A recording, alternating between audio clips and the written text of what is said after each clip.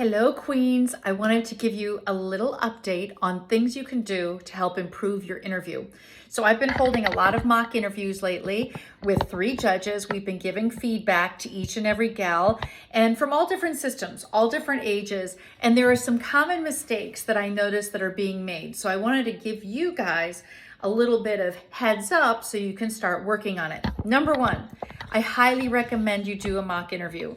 I have another mock interview coming up in 2 weeks, and I hold them every single month. So please contact me. It's $50, that's it. And you get immediate feedback from 4 of us, which is very rare to be able to get that. Plus they're all qualified mock interview judges, which means they're either communications experts or they are current title holders or previous title holders.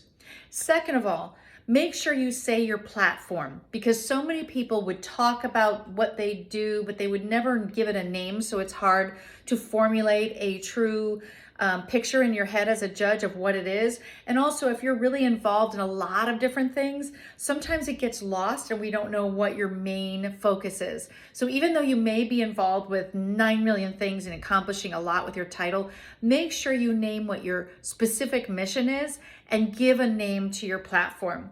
The second thing, if you're in a married pageant, you mention your husband, please mention his name. It personalizes it.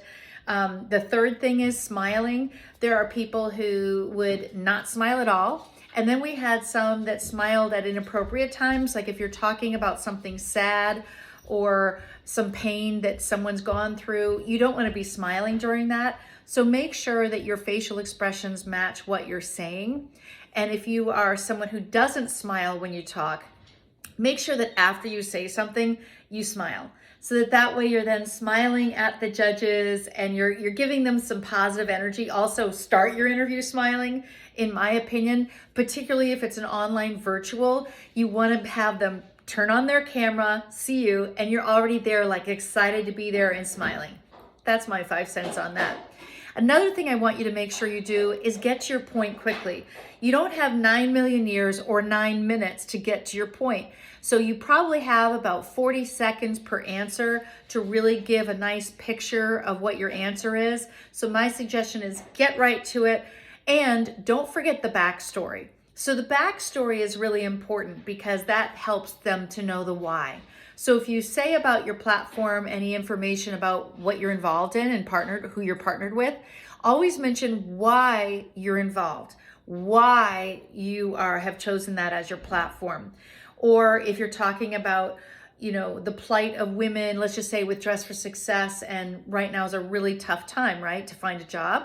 So always give the backstory that, you work with these women because right now it's unprecedented times and that it's very challenging for women to find jobs. And so you're there to help. Maybe you're a career coach or whatever you might be, but make sure that you tell them the tone or set the tone for what's happening within your platform story currently. So that if it's maybe you're somebody who is volunteering with, I'm just thinking of one, so make it relevant to today. So if it's all about maybe fostering, you want to be a supporter and advocate of foster care, talk about, there's so many children waiting right now. Like talk about the now and how there's urgency to what it is that you're hoping to accomplish.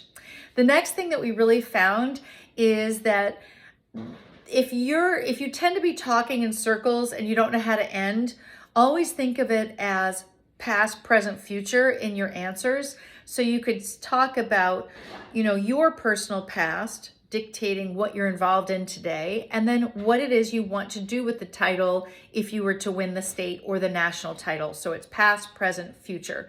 That should help you in that regard. Anyway, I hope that helps you to give you a little more direction, but truthfully, you really need to have a mock interview with judges who do not know you, who will give you honest feedback, not just blow smoke telling you how fantastic you are. If you're not hearing one negative thing or one thing you need to work on, or you're not really hearing hardcore feedback and you're not winning your pageant, you're coaching with the wrong person, or you're also not getting mock interviews with anyone who's actually honest with you.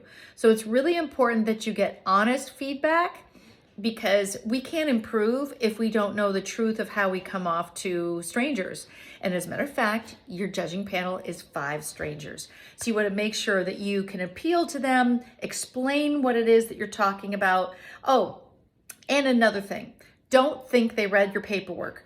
Don't leave out details or forget major things that you've been involved in.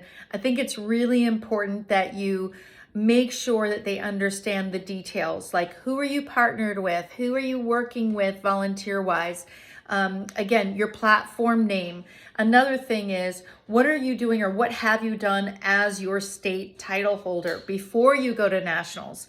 Because, you know, even though you have all these lofty goals, if you haven't shown that you have a clear path of success and achievement today with your state title, I don't know that I would trust you to have a national title because you haven't proven to me that you're going to make use of the state title.